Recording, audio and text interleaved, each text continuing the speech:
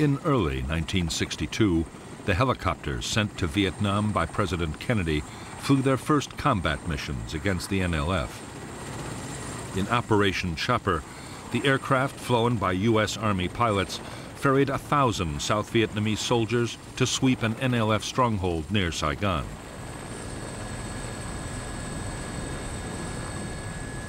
It was the beginning of a whole new phase of the conflict.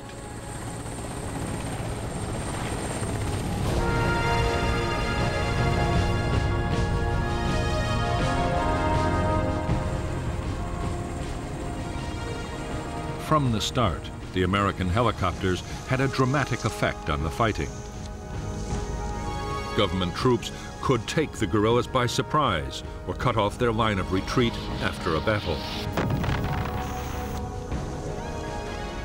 Often they panicked and were killed as they tried to escape.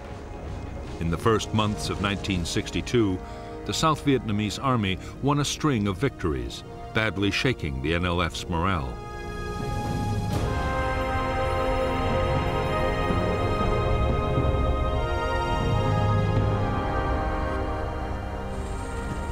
Using helicopters for offensive operations called for a whole new set of tactics. It was a complex business in which helicopter forces and ground units had to be strictly coordinated. But the aim was simple. The enemy had to be found, fixed in position, and then defeated. Government troops called it spear and net. Later, it would become known as search and destroy.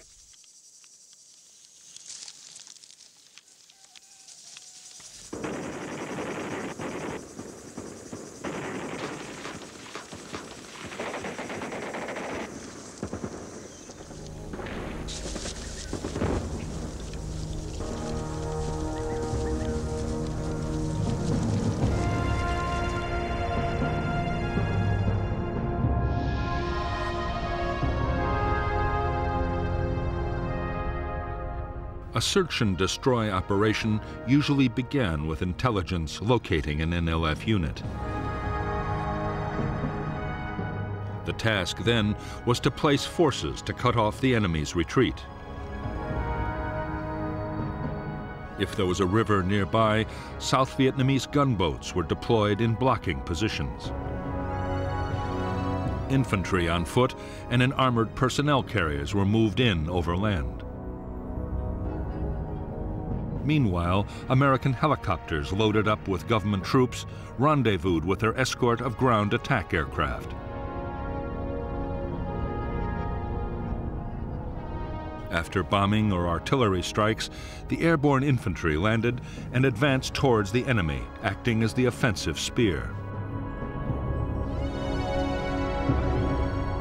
Trapped by the net of blocking forces, the Viet Cong would be forced to do battle and be destroyed by vastly superior firepower, or so the theory went.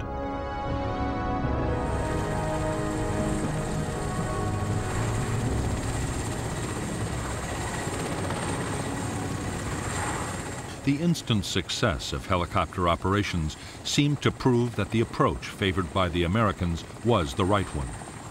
What U.S. advisors wanted now was more and bigger offensive operations.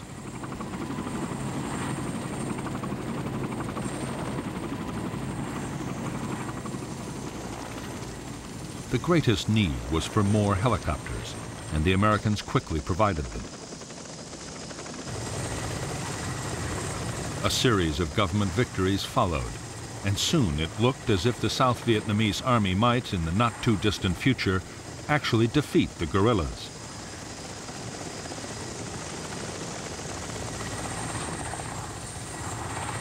In July 1962, General Paul D. Harkins, head of the U.S. Military Assistance Command in Saigon, reported to Washington that tremendous progress was being made in South Vietnam. It was just what President Kennedy wanted to hear, and in the White House there was a deep sense of relief. They hoped they could bring home all U.S. military personnel by the end of 1965.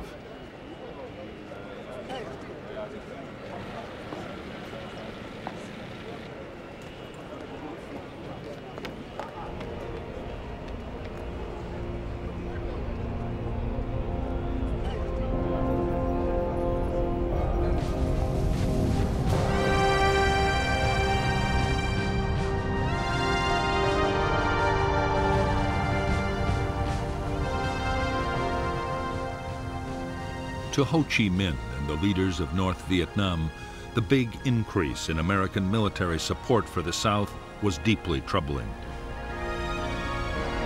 Did the U.S. mean to put in combat troops? Or perhaps even invade the North itself?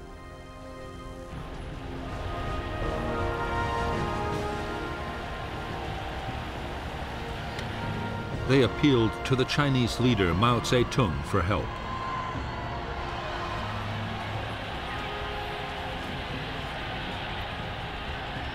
Mao was anxious to be seen as the champion of liberation movements around the world. He was also determined to counter the American strategy in Vietnam. In the summer of 1962, the Chinese leader promised Ho Chi Minh substantial support for the guerrilla war against the Southern government. Right away, North Vietnam would get 90,000 extra rifles for the Viet Cong.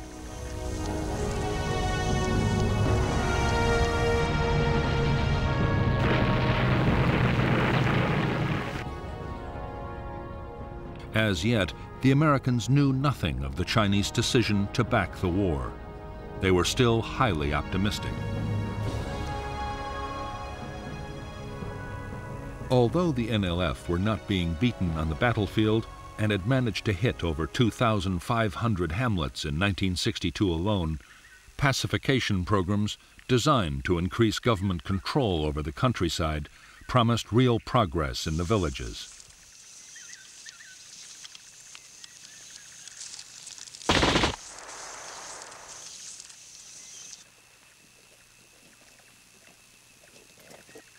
In a program coordinated by the Central Intelligence Agency, U.S. Special Forces were working with Montagnard tribal groups in the Central Highlands of South Vietnam.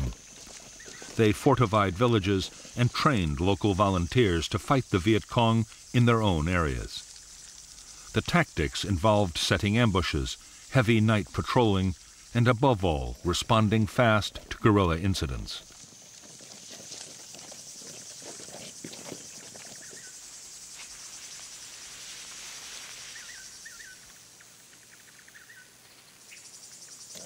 The civilian irregular defense forces created by the American teams were highly effective.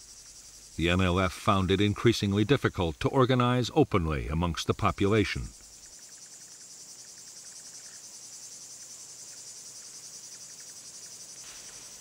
At its peak, the program would encompass thousands of villages and hundreds of thousands of people.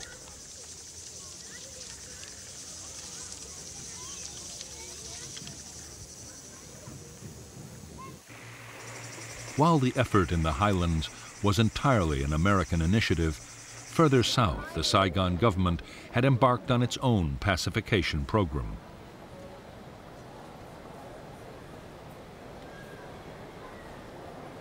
Backed by the CIA, called the Strategic Hamlets Program, the idea was to create 11,000 settlements which could defend themselves from the Viet Cong and bring government authority into the countryside. The campaign was a disaster from the start.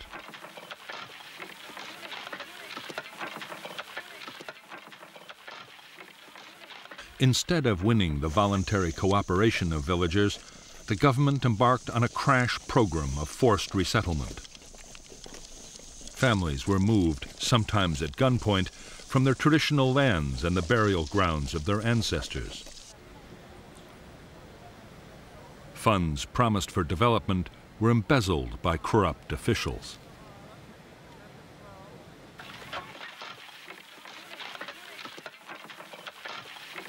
Soon, the strategic hamlets came to be seen by their inhabitants as little better than prisons.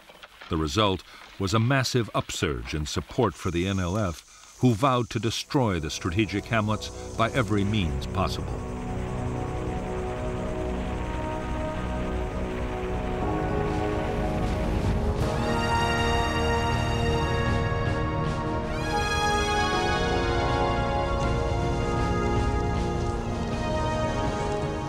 From the first introduction of American helicopters into South Vietnam, NLF tacticians had worked feverishly to develop ways of dealing with the threat.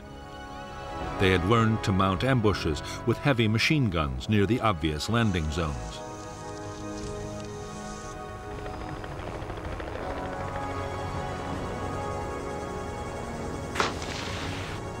They also practiced breaking up their larger units at high speed and melting into the forests or swamps at the first sign of an enemy sweep.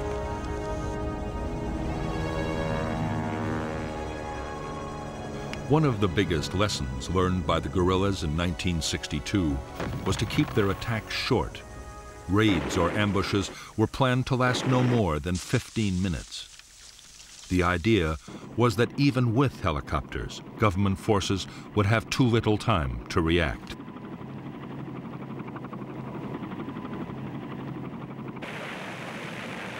Slowly, by using their new tactics, the Viet Cong had recovered their confidence. So much so that by the start of 1963, they were able to inflict a shattering defeat on a South Vietnamese Army air mobile operation.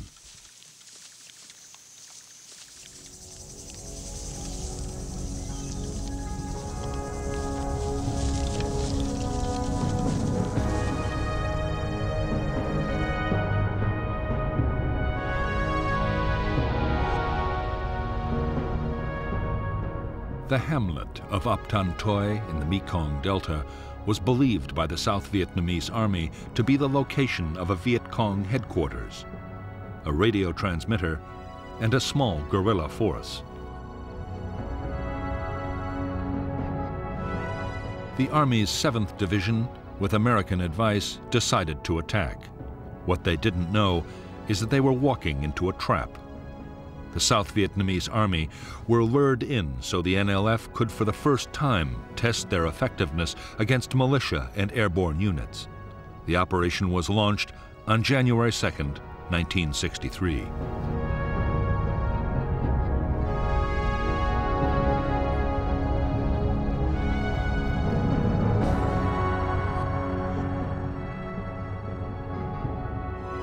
The neighboring hamlets of Ap Tan Toi and Ap Bac were strung out along a raised dike and an irrigation canal.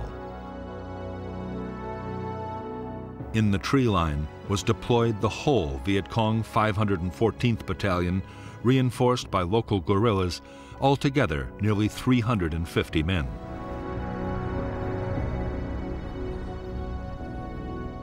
The 11th Regiment of the South Vietnamese Army landed north of Ap Tan Toi and exchanged fire with the Viet Cong.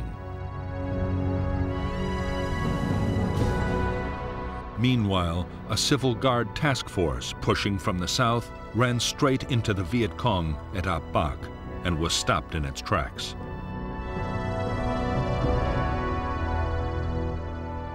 Air and artillery strikes were directed at both hamlets, but the Viet Cong were well dug in.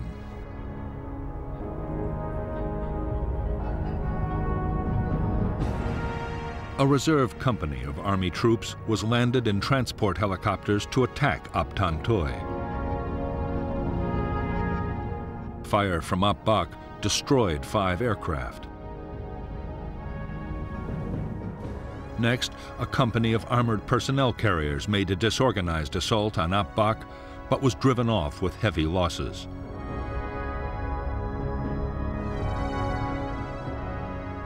Airborne reinforcements were dropped in the wrong place by the Army commander.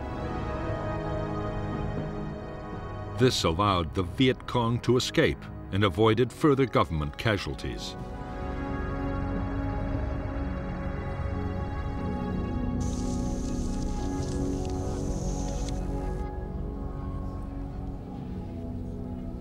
For the Viet Cong, the Battle of Ap Bac was a stunning victory. For the first time, they had stood their ground against helicopters and armored vehicles. Almost 400 South Vietnamese troops were killed or wounded. 3 American advisors were also killed, and they had lost only 9 men themselves. As the news swept through the hamlets and villages of Vietnam, Viet Cong morale and recruitment soared.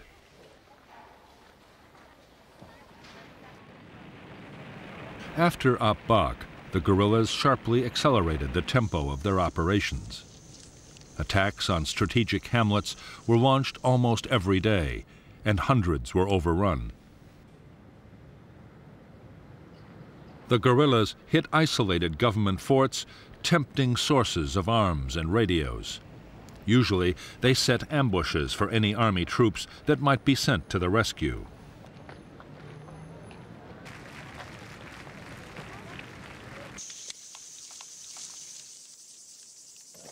The South Vietnamese Army's attempts to find the Viet Cong's big units and make them fight seemed increasingly futile.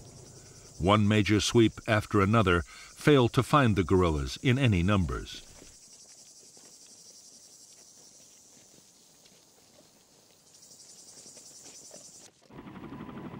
By now, many American advisors in South Vietnam, colonels and captains at the sharp end of the battle, had begun to ask questions about U.S. military doctrine.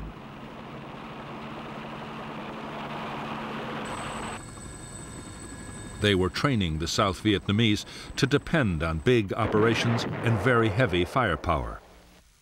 As a result, large numbers of civilians were being killed, which could only increase support for the NLF. And in spite of everything, the guerrillas were usually escaping the net.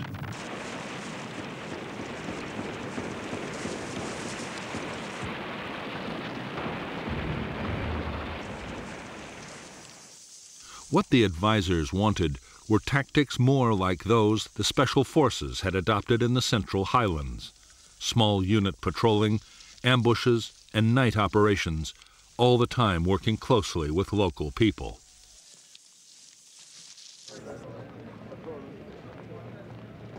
In Washington, the suggestion met with some hostility.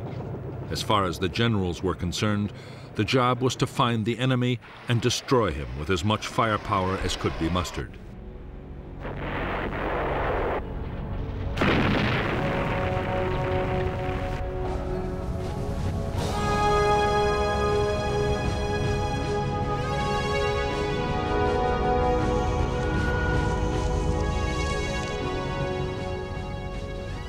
For years, President Diem had filled the ranks of South Vietnam's government officials with fellow Catholics, enraging the majority Buddhist population. From the beginning of May 1963, there were widespread protests. Diem reacted violently. The army raided temples. Monks, nuns, and priests were arrested, and demonstrators were shot in the streets by police.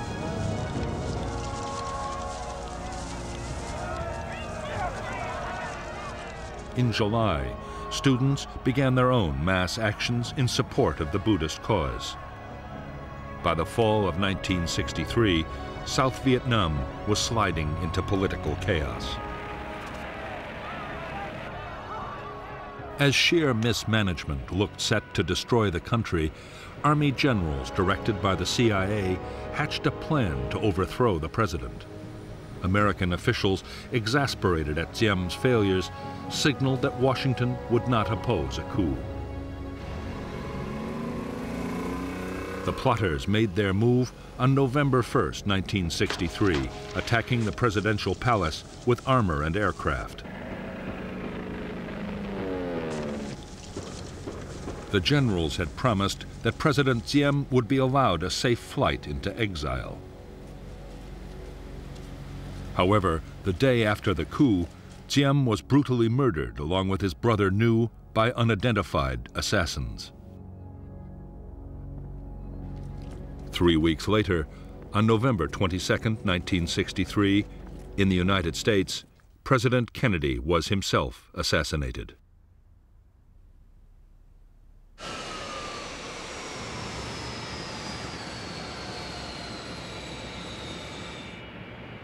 Kennedy's place was taken by his Vice President Lyndon Baines Johnson. Johnson had always been wary of America's involvement with Vietnam. Now he had inherited a strong U.S. commitment to the South. Whatever his private doubts, it was a commitment he was determined to honor.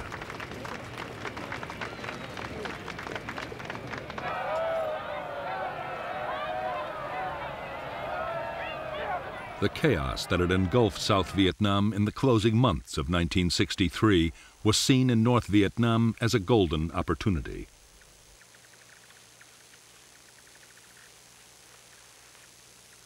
Ho Chi Minh and most of his fellow leaders saw the chance of a quick victory if the war was stepped up fast.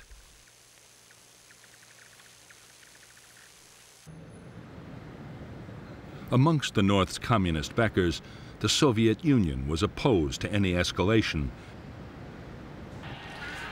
But the Chinese leader, Mao Zedong, had promised his support. If the Americans reacted by invading North Vietnam, China would even deploy combat troops to help the defense.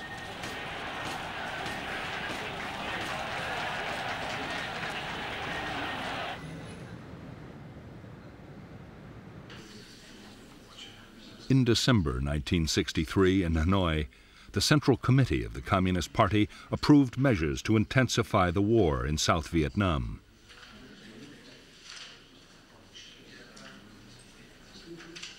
General Giap, the defense minister, had argued for caution, but most of the leadership was against him. The order was given to speed up the flow of men and weapons to the NLF in the south.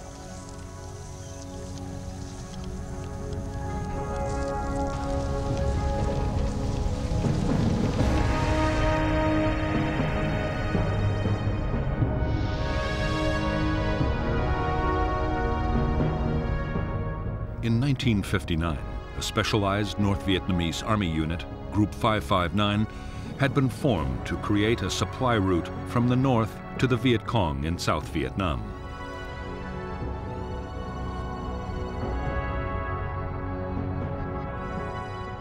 Jungle trails inside the south had proved too vulnerable to government army sweeps, and so, helped by their allies, the Pathet Lao guerrillas in Laos, and with the tacit approval of Prince Sihanouk of Cambodia, Group 559 had taken over the border areas just outside South Vietnam.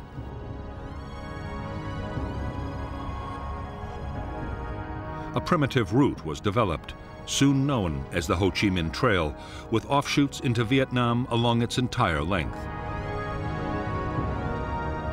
By early 1964, the trail was being transformed into a secret jungle highway with depots, air defense, and garrisons of permanent logistics troops.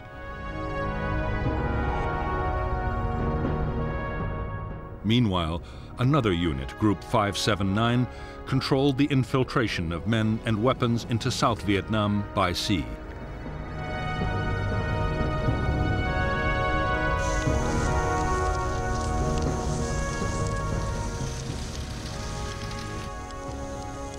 In the first months of 1964, the NLF stepped up their campaign in a concerted effort to push South Vietnam to the edge. With better equipment, leadership, and training, the NLF were now attacking in big units, up to 1,000 men at a time.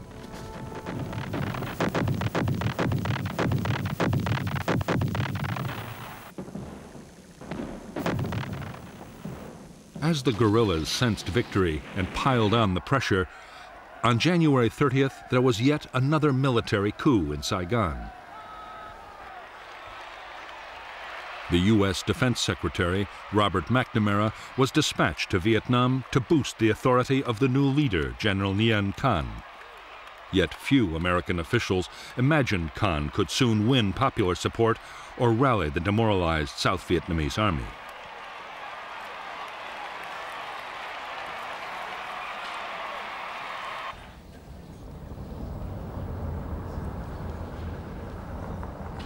As the crisis in Vietnam deepened, the pressure on President Johnson to take strong action grew almost intolerable.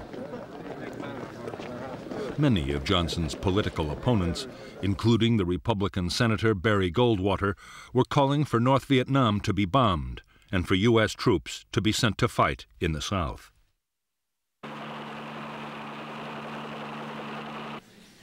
The Joint Chiefs of Staff were also insisting that decisive military action would have to be taken to pressure Hanoi.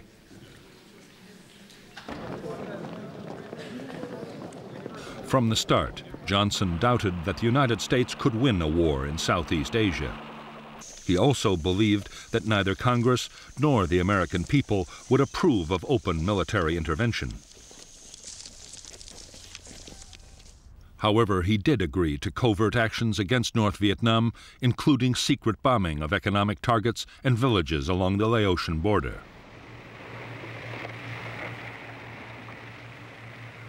With support from American warships, the South Vietnamese Navy began a series of commando raids on North Vietnamese coastal installations.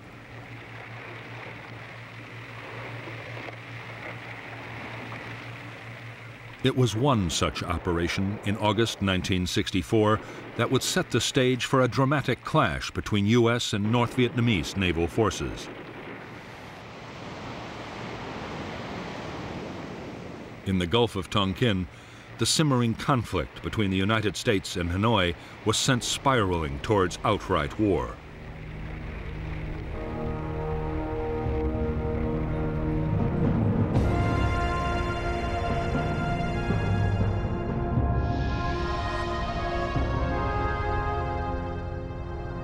On the night of 30th July 1964, South Vietnamese commandos attacked two small North Vietnamese islands in the Gulf of Tonkin. The U.S. destroyer Maddox, an electronic spy ship, was 123 miles south with orders to electronically simulate an air attack to draw North Vietnamese boats away from the commandos.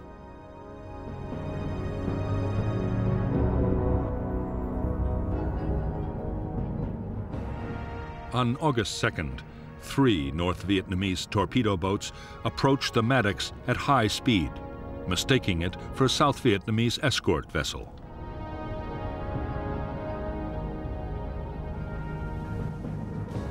In the engagement that followed, the Maddox sank one of the craft and air support planes damaged the others.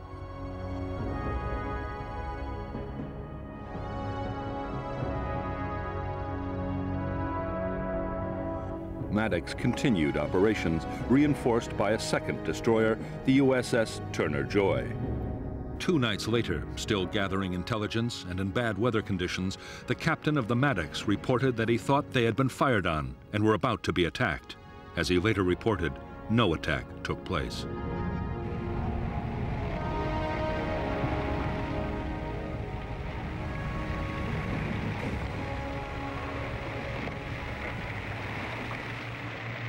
The possibility that the second attack had been imagined by tense sailors in the poor weather conditions was considered and rejected in the White House.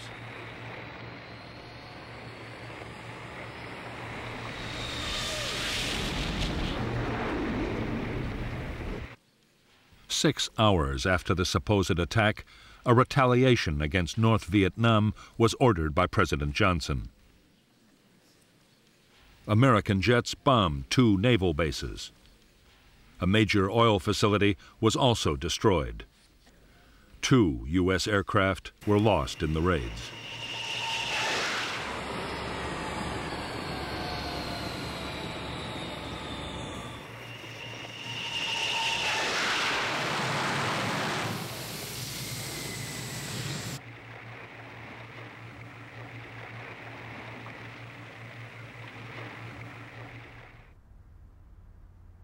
Within hours of the American airstrikes, the Chinese Premier Chou En-lai was calling on the Vietnamese to prepare to fight back. Chinese air units on the Vietnam border were heavily reinforced.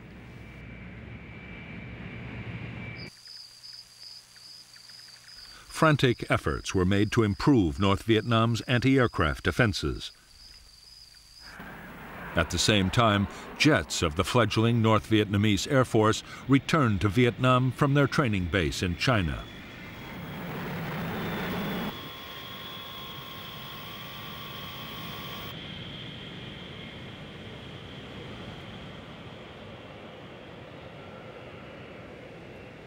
The same day that North Vietnamese fighters began operations from their new home airfield, an historic step was taken in Washington.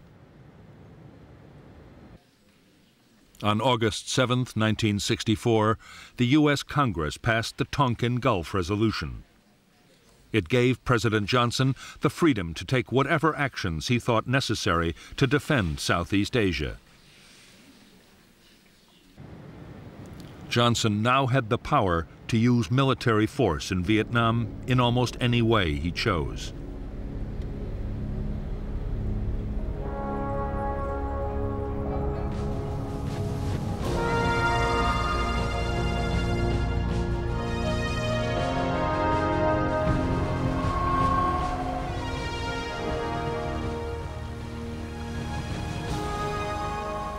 In North Vietnam, there was a growing fear that the United States meant to deploy troops in the south and perhaps even invade the north itself.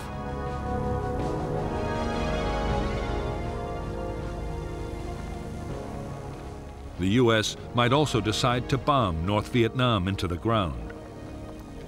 Communist leaders could only hope that fear of China would make the enemy hesitate before taking any drastic steps.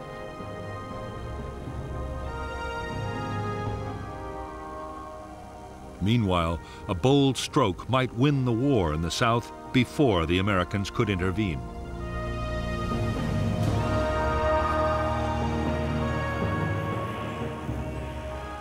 The plan was that the North Vietnamese army should be sent to fight in the South.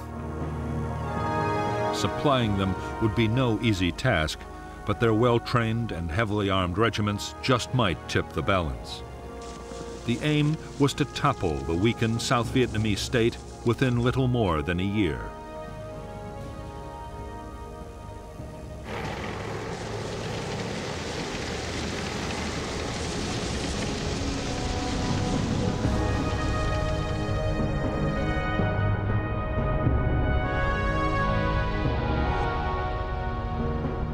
The first North Vietnamese Army units to be raised and trained for combat in the South were the 32nd and the 33rd Regiments of the 325th Division based at Dong Hoi. The 66th Regiment of the 304th would follow next. The plan was that starting in October, the troops would march for 6 weeks down the Ho Chi Minh Trail and enter South Vietnam's central highlands in early 1965.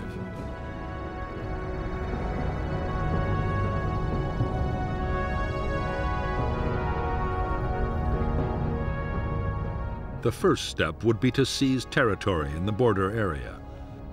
At the same time, the Viet Cong would take over the coastal provinces of Quang Ngai and Binh Dinh. The NVA would then advance along the line of Highway 19 between Pleiku and Quy Nhon, splitting South Vietnam in two. Meanwhile, the Viet Cong would mount big attacks in the Mekong Delta and around Saigon. Victories there would open the way for a general offensive and trigger the popular uprising which would sweep away the Saigon government.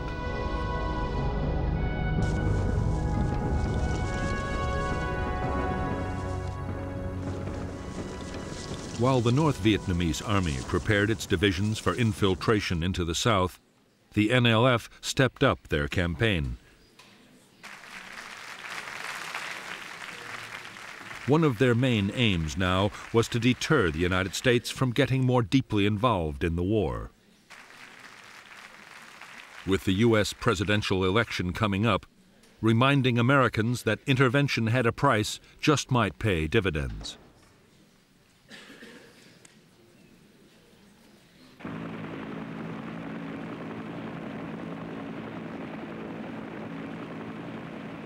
On November 1st, 1964, only 2 days before the election, Ben Hoa Air Base near Saigon was blasted by Viet Cong mortars.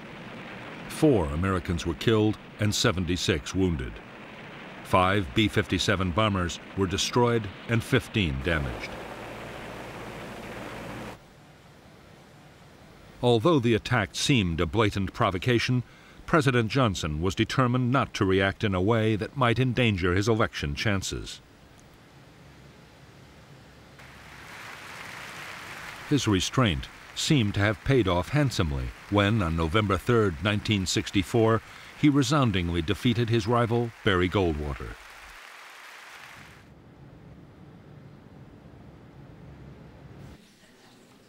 By now, Johnson's advisors feared that South Vietnam could be on the brink of collapse. From January 1, 1965, through to February 7, 1965, the Viet Cong mounted a series of coordinated attacks across the country.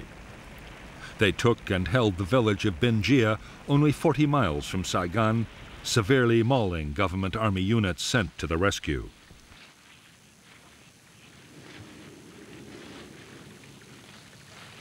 Altogether, 200 government troops were killed near Binh Gia, along with 5 American advisors. The battle culminated in a devastating ambush that almost wiped out a relief column of elite South Vietnamese Army Rangers.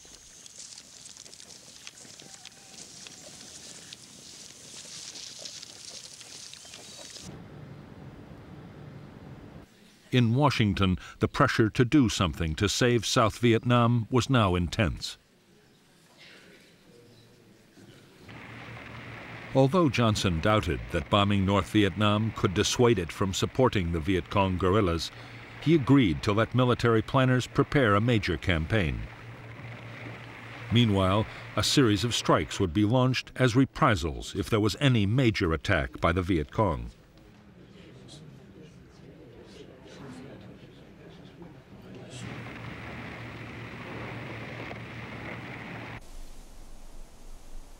The provocation came on February 7, 1965. A U.S. helicopter base and advisory compound in the central highlands of South Vietnam was attacked by NLF commandos. 9 Americans were killed and more than 76 were wounded. Johnson ordered immediate retaliation, and U.S. Navy fighter bombers were launched to attack military targets just inside North Vietnam.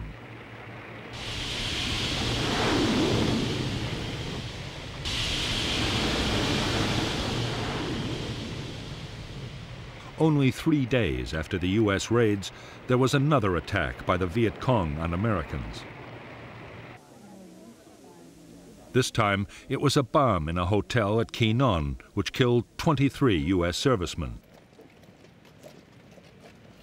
More retaliation strikes were launched, and on February 13, 1965, President Johnson authorized a bigger campaign, codenamed Operation Rolling Thunder.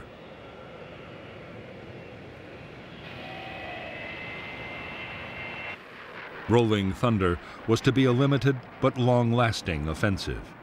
Its aim was to force North Vietnam to stop supporting the guerrillas in the south.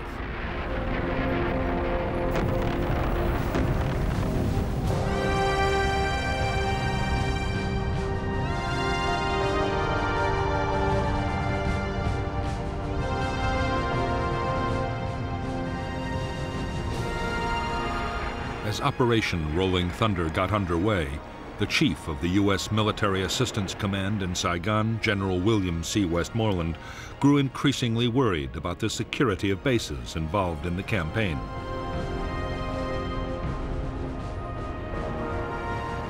Da Nang, sited in a largely hostile area and guarded by a small Vietnamese army unit, was particularly vulnerable to Viet Cong attack. Westmoreland asked for 2 battalions of U.S. Marines, 3,500 men, to be deployed around the base.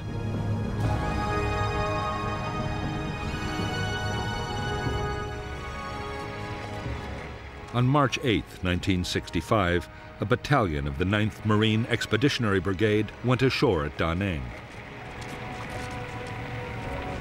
The 2nd Battalion would arrive later by air. The Marines' mission was to be strictly confined to defending the Da Nang base.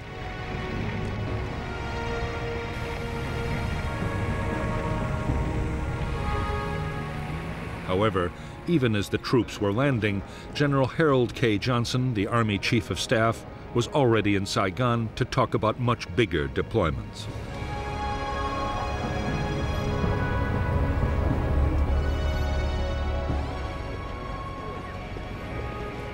General Johnson had been appointed by the president his special representative. His mission was to prompt General Westmoreland and U.S. Ambassador Maxwell Taylor to say what troops they needed to win the war.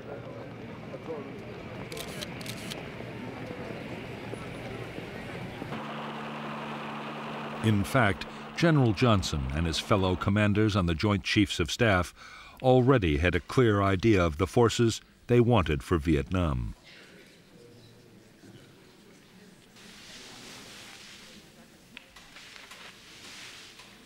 The Joint Chiefs' wish was for 3 divisions, around 70,000 men.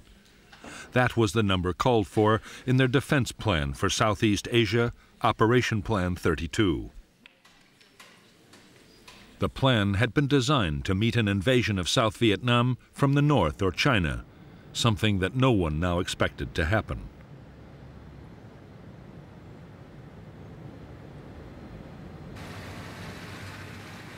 However, as part of the plan, airfields, communications, and other facilities had already been put in place.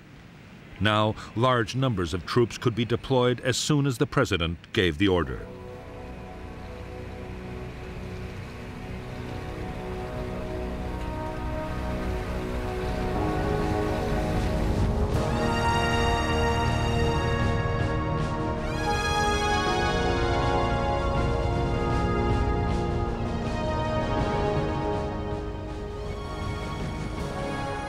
It was American public opinion that most worried President Johnson. He was determined to move slowly on sending more men to Vietnam. He agreed to another 3,000 Marines and 20,000 logistics and support troops to prepare for further deployments.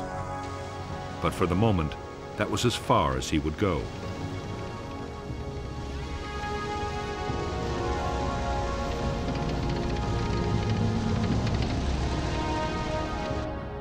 On April 7, 1965, at Johns Hopkins University, President Johnson offered economic aid to North Vietnam in exchange for peace. His offer was brusquely rejected by the North Vietnamese government.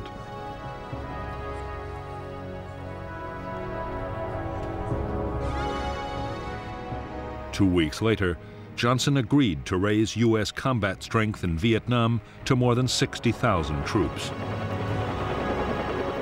Allied forces from Korea and Australia would be added as a sign of international support.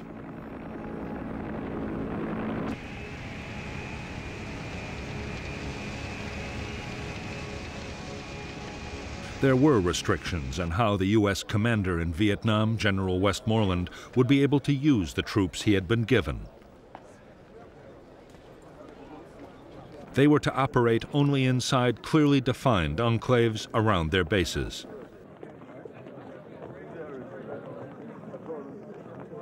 To Westmoreland's dismay, all operations were to be strictly defensive.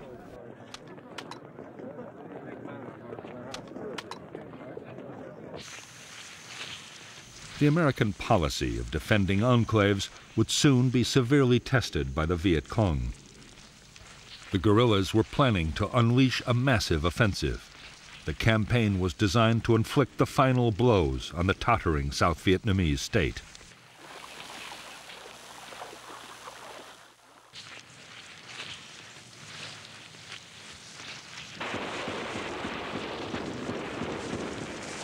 The storm broke on May 11th with a full-scale assault by 2,500 Viet Cong troops on Song Bay, a provincial capital. After fierce battles in and around the town, the Viet Cong withdrew, but only after holding Song Bay for nearly 2 days.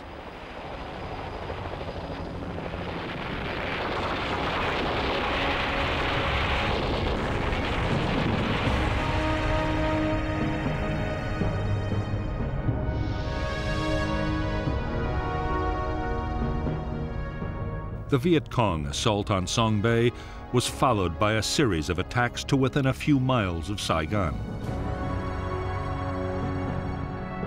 Meanwhile, in the Central Highlands, U.S. intelligence had detected all the elements of the North Vietnamese Army's 325th Division and signs that the 304th was on its way.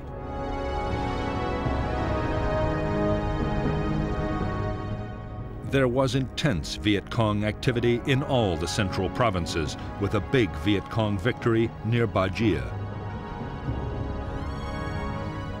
On June 10, 1965, at Dong Xoa, a South Vietnamese Army district headquarters and U.S. Special Forces camp was overrun by a full regiment. It was abandoned only after frantic American air attacks.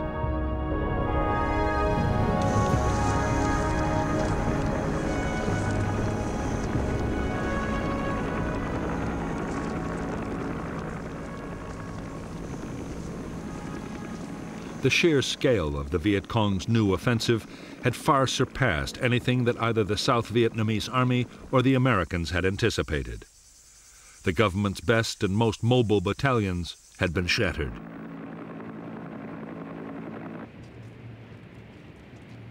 The disaster was followed by political upheaval.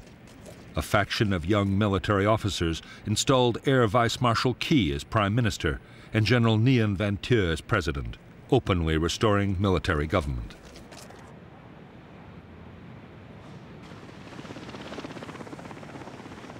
After the Viet Cong's May offensive, it was plain to the Americans that enemy numbers were much higher than they had thought. That meant far more U.S. troops would be needed to hold the line.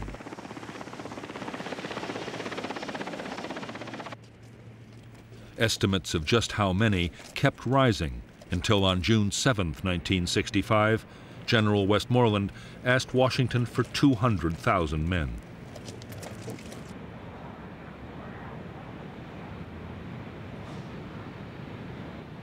While Westmoreland was waiting for the president's decision, he was given new powers to use the troops he already had more aggressively.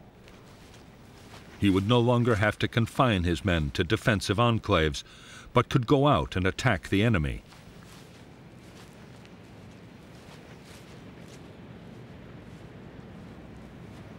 On June 27, 1965, General Westmoreland launched the first purely offensive operation by American ground forces in Vietnam.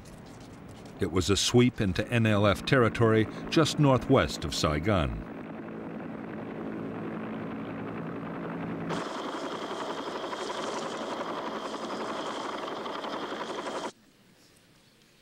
A month after the start of offensive operations, President Johnson announced that more troops would be sent to Vietnam. He was still playing down the scale of the commitment, but had already decided to deploy the 200,000 men he had been asked for.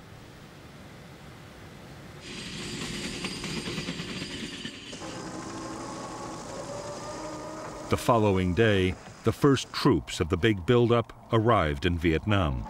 The men were a battalion of the 101st Airborne Division. By this time, there was no longer any doubt about just what their mission would be. They were to find the Viet Cong's main force military units and destroy them on the battlefield.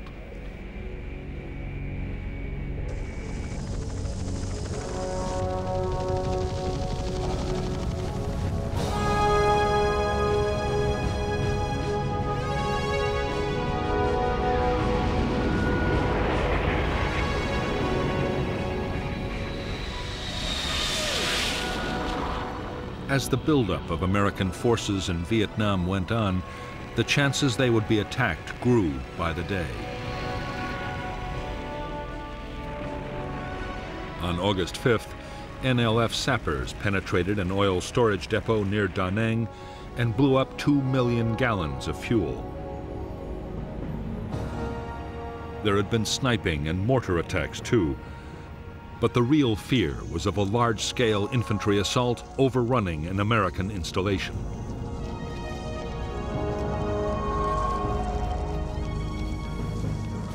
What the Americans needed was accurate and timely intelligence about what the enemy intended to do.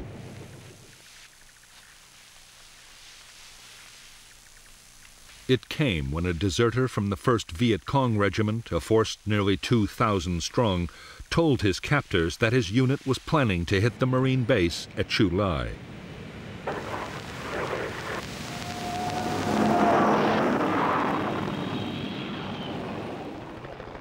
The Marines quickly planned a full-scale operation to trap the Viet Cong regiment in its assembly area. The operation was planned in the strictest secrecy. Codenamed Operation Starlight, and deploying 4,000 troops, it would be the first American regimental-sized battle since the war in Korea.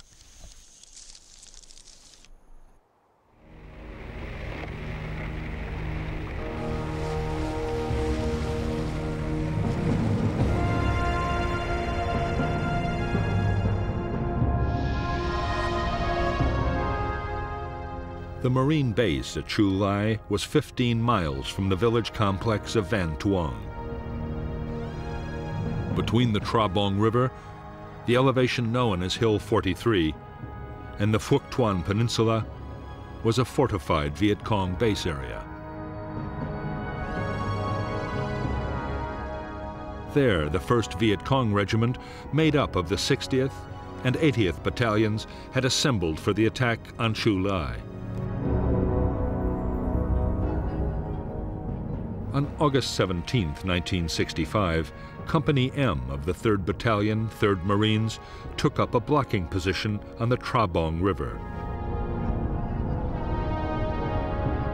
Next morning, the rest of the battalion made an amphibious landing, while 3 more companies were inserted at landing zones Red, White, and Blue. The Marines pushed on from LZ's Red and White, but around Hill 43, near LZ Blue, the entire Viet Cong 60th Battalion was dug in, and there was a fierce battle before the hill was taken.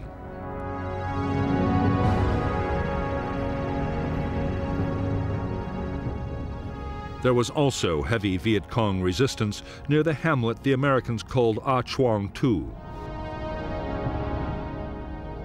But after reinforcement, the Marines succeeded in squeezing the Viet Cong from 3 sides, trapping them with their backs to the sea.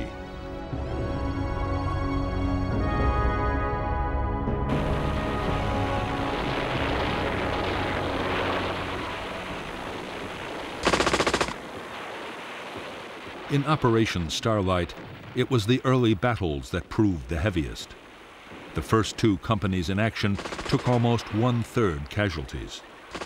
29 were dead and many wounded, but the Marines had claimed nearly 300 Viet Cong killed.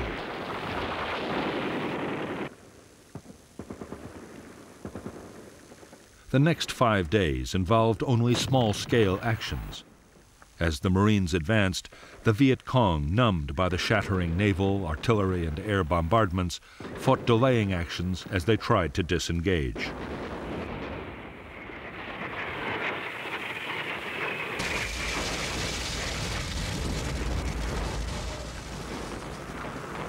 In support of the attacking infantry, Marine guns at the Chu Lai base alone fired over 3,000 rounds.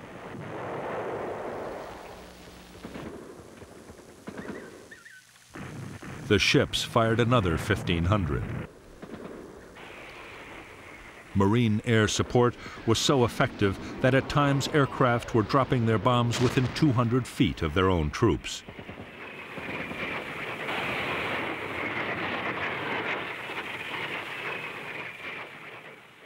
At the end of the operation, nearly 700 Viet Cong were claimed as dead.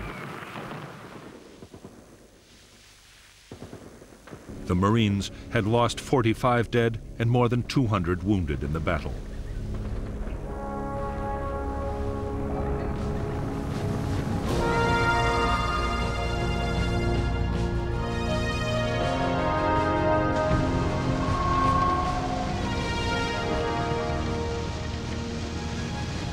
For the United States Marines, Operation Starlight had been a resounding victory. In the first major battle of the war, the guerrillas had been defeated on their own territory and by inexperienced troops.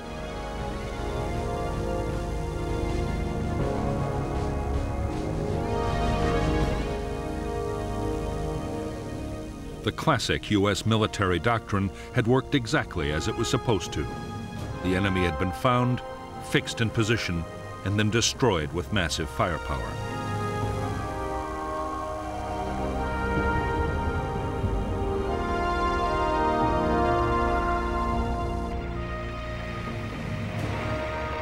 the Marines moved fast to take advantage of their victory in Operation Starlight. They launched a series of attacks against NLF concentrations along the coast.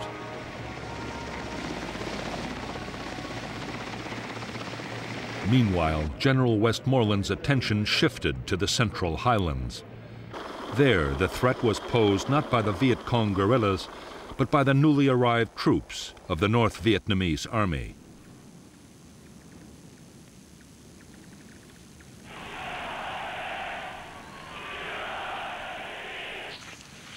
It was against these professional and highly trained regiments that the Americans would fight their next major battle.